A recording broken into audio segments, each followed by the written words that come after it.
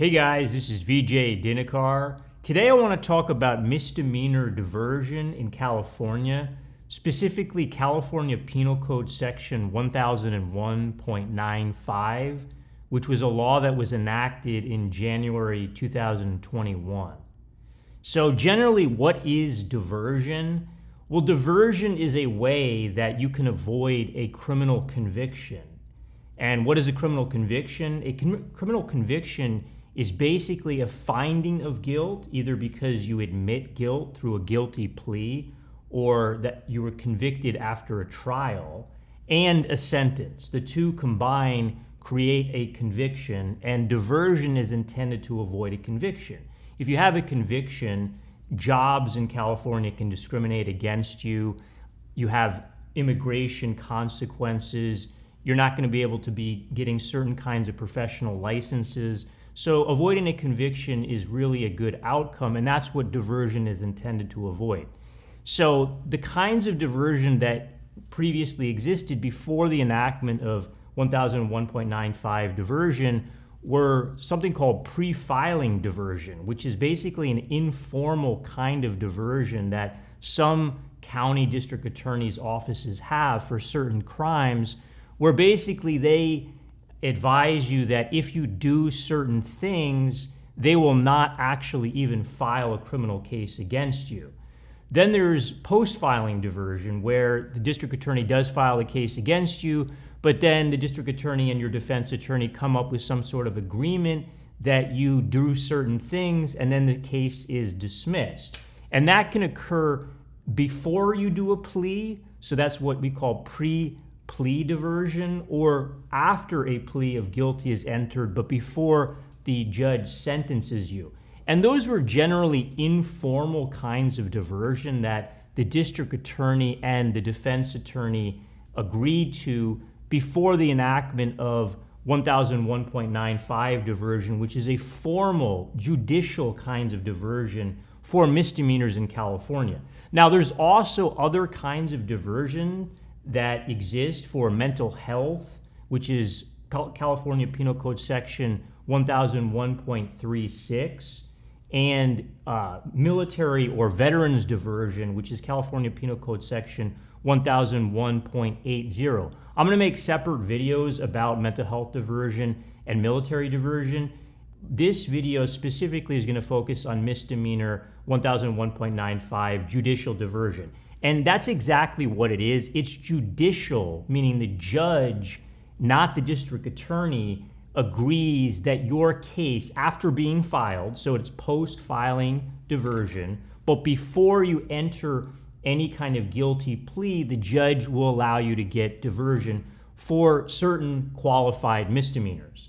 So what qualifies generally in California for misdemeanor diversion? Well, there's only a few crimes that are specifically excluded, and those are any domestic violence offenses, which include a Penal Code Section 243E1 violation, or a Penal Code Section 273.5 violation, or any offenses that are registrable under Penal Code Section 290. Those are sexual offenses, or any stalking offense or Penal Code Section 646.9. So basically, sexual assault allegations as well as domestic violence allegations are excluded specifically by statute. The misdemeanor diversion can last up to 2 years, and the judge can impose certain programs, terms, or conditions that you must adhere to, and you'll know what those are in advance of accepting diversion. And if you are successful on that, the case is dismissed, and your criminal record at that point essentially doesn't exist. You can now say that you were never arrested legally. I want to go through specifically the language that the actual statute specifies. So Penal Code Section 1095, Section B, says that a judge may continue a diverted case for a period not to exceed 24 months and order the defendant to comply with terms, conditions, or programs that the judge deems appropriate based on the defendant's specific situation. So generally what that means is that the defense attorney and the judge will have a discussion, sometimes informally, not on the record, where the defense attorney will tell the judge in the presence of the district attorney why he thinks his client is a good candidate for judicial diversion. And then the judge, after listening to the district attorney's position and the defense attorney's position, will specify what he or she thinks is an appropriate diversion condition and period of time. And so he might say in a specific case, let's say for like misdemeanor vandalism, that the terms would be that the defendant will remain crime-free, he will remain a certain distance away from the location where the alleged vandalism occurred, or if it was a specific person's property, away from that specific person, that the term of diversion would last for a period of perhaps 6 months, that restitution or the cost of repairing the property would be paid, and then perhaps he would do an online class. And if all those things were done after 6 months, everyone would come back to court and the judge would dismiss the defendant's case. Now, the good thing about judicial diversion under 1001.95 is that the judge can give diversion over the objection of the district attorney. So unlike the previous kinds of informal diversion that existed before the enactment of the statute, where the district attorney would informally, in negotiation with the defense attorney, agree to certain terms, and then if the defendant performed those terms, like 100 hours of community service or a class or a period of time elapsed, if he did that, that really was a contract between the district attorney and the defendant, and then the case would be dismissed. However, it's not now up to the district attorney to agree to this kind of diversion. The judge entirely can issue diversion over the objection of the district attorney. Now, many times in practice, I've had many cases since the enactment of this law, the district attorney will actually agree to diversion. So if the district attorney agrees to diversion, the defense attorney asks for diversion, it's virtually assured that the judge will actually provide diversion. Now, I mentioned the specific statutes that were misdemeanors that were specifically excluded from 1001.95 diversion. However, no felonies are included in this specific diversion statute.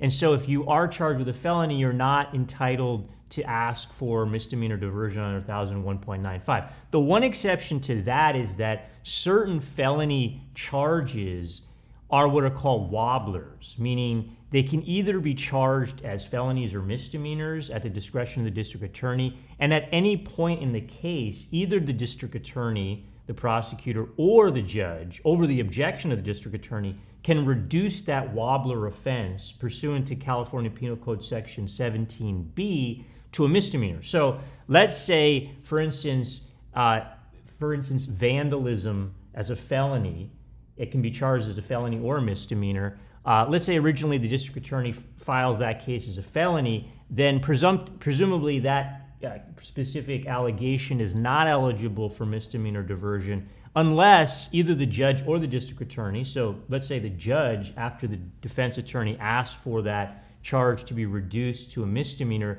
agrees and does that pursuant to 17B. At that point, now that charge is no longer a felony, it's a misdemeanor, and therefore it is eligible for misdemeanor diversion. So I have had cases which are wobblers, charged originally as felonies, then reduced by the judge over the district attorney's objection to a misdemeanor pursuant to 17B, and then pursuant to 1001.95 diverted, and then therefore dismissed. So in a sense, a judge pursuant to two statutes, 17B and 1001.95, can in fact give indirectly misdemeanor diversion even to certain felony charges, but only certain felonies are actually wobblers. Now, the other exception or excluded offense that was not specifically included in the statute, but which has subsequently, at least as of today, and this is May 2022, DUIs are actually excluded. So again, we went through the specific statutes that were misdemeanors that were excluded from consideration for diversion. Misdemeanor DUI or any kind of DUI is not mentioned. However, there is a vehicle code section 23640, which has been on the books for many, many years, which seems to indicate that most kinds of diversion are specifically excluded.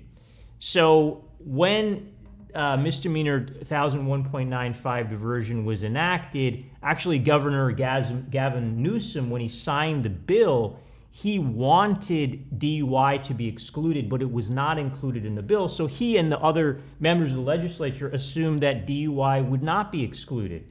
However, recently there have been a couple appellate court decisions which have specifically cited Vehicle Code Section 23640 and said that because of that statute, and that statute still exists on the books, DUI offenses are not permitted to be diverted pursuant to California Penal Code Section 1009.5. In theory, that could change because we haven't heard yet from the California Supreme Court on that question. I don't have any huge hopes that, in fact, they will overturn the lower court appellate decisions. Before the appellate court weighed in on this question, many judges around California were actually giving misdemeanor diversion to DUI offenses. Others were not. Specifically in some counties, no judges in the county would give diversion. For now, though, however, if you are charged with DUI, you cannot get your case diverted pursuant to California 1001.95. If you are a military veteran, however, pursuant to diversion as a veteran in California Penal Code Section 1000.80, you actually can get your case diverted.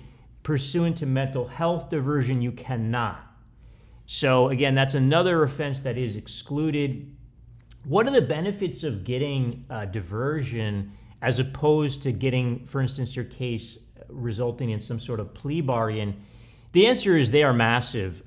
For jobs, you can legally, factually, in all ways say that you have never been convicted. And you can also, subsequent to the dismissal of your case after successful diversion, say that you've never been arrested. For immigration, the same thing applies. So for instance, when I was previously talking about post-plea diversion, that has no benefit for immigration because in that instance, there's a finding of guilt because you're having to admit on the record that you're either guilty or you're entering a no contest plea. Immigration treats that guilty finding the same as if you've been found guilty with a sentence, and that's a conviction. With this kind of diversion, there is absolutely no admission of guilt. So you, for instance, doing certain programs, community service, or having a term of 6 months and up to 2 years where you're law-abiding, in no way suggests on the record or factually or legally to immigration under federal law that you're in any way guilty. So this is a very good outcome for immigrants.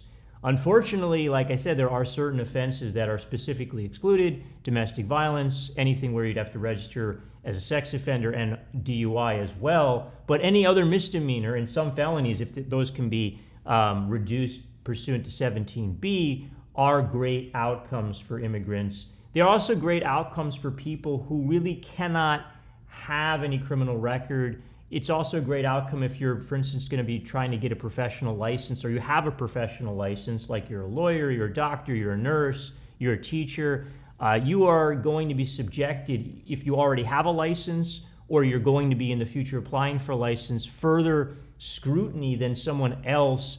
And having a diversion outcome, which is the same as any kind of dismissal, is really a great outcome. Guys, if you have any other questions about diversion, how you can get diversion, definitely let me know. Visit me at my website on vjlaw.com. Take care and all the best.